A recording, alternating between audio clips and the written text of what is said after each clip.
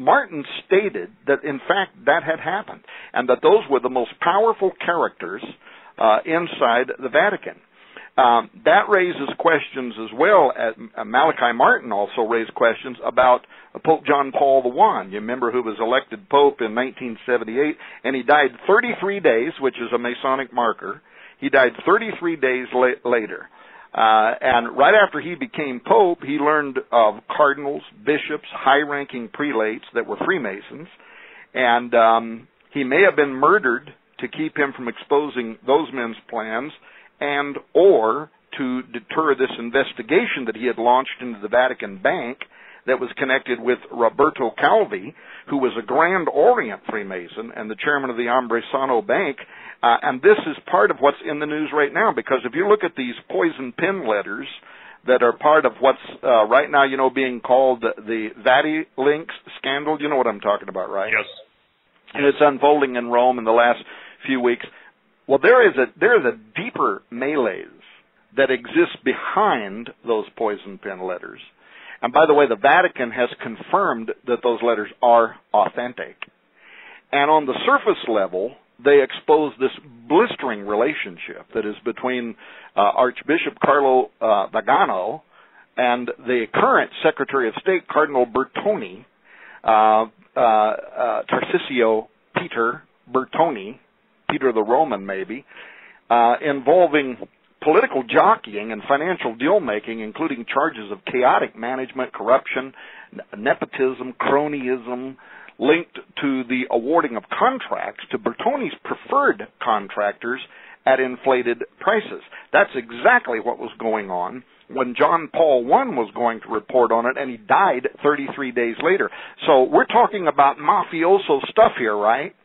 By the way, Tom, I was on Coast to Coast I forget, just within a week or two after Malachi Martin had passed away, and I said flat out, he was murdered, okay? And, people took me to task. Well, how can you know that? I said, look, when you got the fingerprints, this is something people need to understand. Occultists enjoy announcing what they're going to do. They enjoy telling you what they're going to do. Listen, ladies and gentlemen, what we're talking about tonight is life-impacting, life-threatening. And as Tom said, and I know that Chris would reiterate this is stuff you pray over. This is stuff that the prophets of long ago longed to look into. This is stuff that even though Daniel was allowed to see, he wasn't allowed to write it, in detail. So the thing is, this is as critical as it gets. And so I'm saying that, Tom and Chris, for the benefit of people saying, well, what is all this Catholic stuff? Let me put that question to you, if you don't mind, Tom, real quick. Chris, what does this all really boil down to in the third secret of Fatima? Can you sum it up? Because, look, the denials and, blah, blah, blah. I'm telling you this, the third secret of Fatima is real, and it was so not only prophetic but apocalyptic in the revealing of how it all played out. Naturally, if you're being told that you guys are going to usher in the false prophet, you're not going to go out and broadcast that to 1.3 billion of your followers worldwide. So will you sum up, if you would, Chris Putnam, will you sum up the third secret of Fatima through all your research? And then, Tom, obviously you want to add to it. I'll tell you, Steve, I'm skeptical about the third secret of Fatima in one way. And the main thing that I'm skeptical about is that I don't believe that Mary is giving messages to anybody. I think that there's a level of deception going on, something that the Catholic Church doesn't want to talk about. And that tells you a lot right there. Absolutely. And I think that speaks louder. I mean, everyone has theories about what it is. And according to Malachi Martin, what they're saying it is now can't be true, because he even gave a certain length of it and things like that don't match up to what the story, that the official line that they're given now. So whatever it is, they're hiding it. And that tells me more than anything that it's not convenient to their theology. It's not convenient to what they want people to think about them. And I think Tom's got a more specific idea of what it contains. What do you think, Tom? Yeah, well, of course, Malachi Martin, and a lot of what he was writing about, he was writing novels, so he would do fancy things. He would change dates and times, but he would also give you just enough to know who he was actually referring to.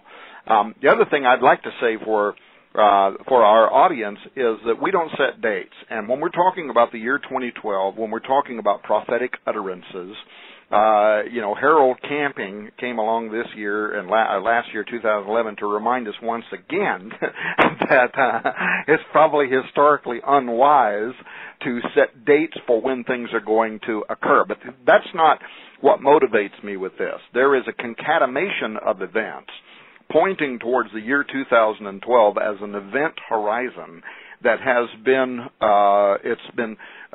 for thousands of years from different cultures pointing at this specific period of time, and that's one of the things I do want to talk about. The other thing, though, is that not only do we not set dates, but when interpreting end times signs, you got to be careful about non-canonical sources. And that could include anything from the novels of Malachi Martin to the writings of famous seers, to Nostradamus, to Edgar Cayce, to Jeannie Dixon, to whatever. But having said that, and I'm approaching it this way because, Chris, of your mentioning that you don't buy the Marian apparitions in the sense that you don't believe Mother Mary is appearing to people at particular points in time and giving them revelations. But I think what you, I, Steve Quayle, all of us would say is that besides divinely appointed Scripture, there have been times when occultic forces also are aware of certain dispensational realities and can make very accurate predictions. And then even God himself, by the way, sometimes uses what we would call unsaved people. That's something that some people, have a hard time wrapping their mind around, but he does do that. He has done that in history. He used Nebuchadnezzar. His dream from the 2nd chapter of Daniel is one of the most central prophecies of all time, one which the most conservative evangelical scholars routinely quote and chart for end-time studies, and that's a prophecy that spans from 600 years before Christ through the second coming of Jesus Christ, and God chose to give that to an arrogant pagan king and then required his holy servant Daniel to interpret it for the narcissistic king. And then, of course, Balaam. Here you got a sorcerer hired by Balak, the Moabite king, who was afraid of the Israelites, and this king sends for the dark wizard Balaam and wants him to prophesy against Israel. And they both live in infamy today, and yet in Numbers 24:17, another of one of the most central prophecies concerning the coming of Christ, in which Balaam prophesied, I shall see him, but not now. I shall behold him, but not nigh. There shall come a star out of Jacob, and a scepter shall rise out of Israel, and shall smite the corners of Moab, and destroy all the children of Sheth. And that prophecy was received 1,000 years before Christ from a hostile source, and yet it is one of the most well-respected prophecies concerning the coming of Jesus Christ. So what do we take from this? There are times where it can be, something is either divinely inspired, or it is demonically inspired, or it is God using an unsaved source. Imagine that.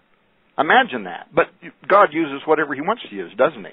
To tell the world what is coming. And I remember, by the way, when I was a pastor, somebody came to me one day and they asked me why God kept using this one person in the church who they didn't feel was as qualified as they were, and the answer came to me instantly. And I said, it's because they're willing to do it. They'll open their mouth and let God speak, and you're not. So we see that God sometimes uses these most unlikely characters, situations, to get his message across. And so now the big question is, was that also true of the Fatima secrets? Now, we don't have to believe it. The point is, deep inside the Vatican, they do believe it. It is a sanctioned, prophetic series of utterances that the Church has sanctioned. They have canonized the children who gave those prophecies. They deeply and truly believe it, but there's strong evidence that they have covered up whatever the final prophecy actually is, and we'll talk more about that in a moment if you want to. But the question still goes back to what you said earlier, Chris, not only would it maybe be true of the Fatima secrets, but the prophecy of the popes. You said a moment ago you could illustrate how accurate the prophecy of the popes has been for at least the last 500 years, something higher than an 80 or 90% success ratio, which is better than any prophets I know today. Where did that come from? Where does that inspiration come from? Is it demonic? Was it divine? That's the question, but no matter what anybody believes in that regard, we've reached the end of this Catholic prophecy. And the very next pope is Petrus Romanus, the final pope on the list. And events around the world right now are developing in support of the idea that the Antichrist and the false prophet are here. And that's what this new book, Petrus Romanus, it's 600 pages and 800 authoritative footnotes, is an investigation and conclusion of that startling fact. And then let me add one last thing, and I apologize. I'm not trying to dominate the conversation. You guys just get me anointed, I guess. One final thing. People, well, never mind. Go ahead. I want you, if you would, Chris, to just spell out, as you have. Some people say, well, what's the big deal about St. Malachi or his prophecy, and how do we know it's true, and, blah, blah, blah, blah, blah, and what, as your studies have indicated to you, what is the reason that you say, you know what, this guy's been firing on all 8 cylinders? Can you kind of give a brief overview of his prophecy and how it has been accurate as you see it? Sure.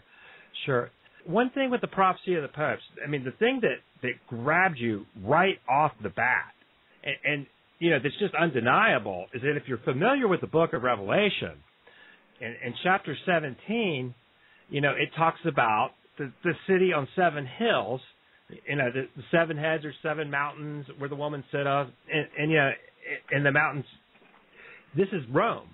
All scholars recognize that he was talking about Rome in chapter 17 and Mystery Babylon, and it gets destroyed. Well, obviously, you look at the prophecy of the popes, and it has this apocalyptic ending on it. In the extreme persecution of the Holy Roman Church, there will sit Peter the Roman, who will nourish the sheep during many tribulations, and when they're finished, the city on 7 hills will be destroyed, and the dreadful judge will judge his people.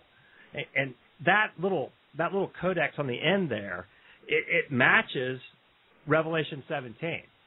And that right there is compelling to me, enough to want to look into the prophecy. And because, if that's true, then we really are right up against it.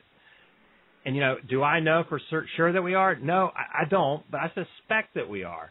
And the reason why I say that is that when I first started investigating this Malachi prophecy of the popes, I did pray.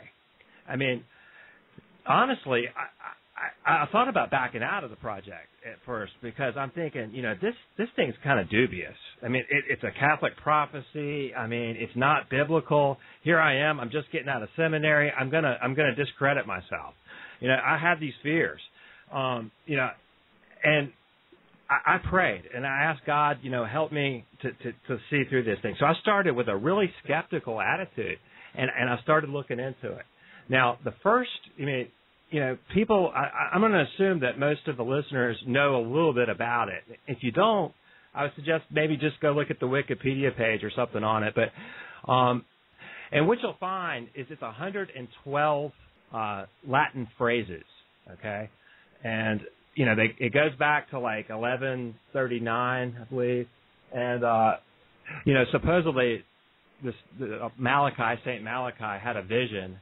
And he saw, the history of the papacy, basically, and he gave a little Latin phrase for each pope until the end of time. And, the big deal is that there's only one left on the list. But, there's a whole controversy about the prophecy. Now, most scholars don't really believe it was Malachi. And I've done a lot of detailed work on what part of the prophecy is genuine and what part's not. Now, I have a pretty good solid case that part of the prophecy is a forgery, or actually it was kind of created after the fact. But there's a really good case that a lot of it is not and is a real prophecy. And I can get into more detail about that maybe in the second hour. But, right now, I'll just tell you that when I first started looking at it, I read some of the skeptical research by some of the scholars, and but the thing that I couldn't deny is that there's a published copy of this prophecy that's widely distributed. Everyone knows about it. That was published in 1595. Okay, so in 1595, there's no doubt that the prophecy that we have today was in print, and we have copies of that.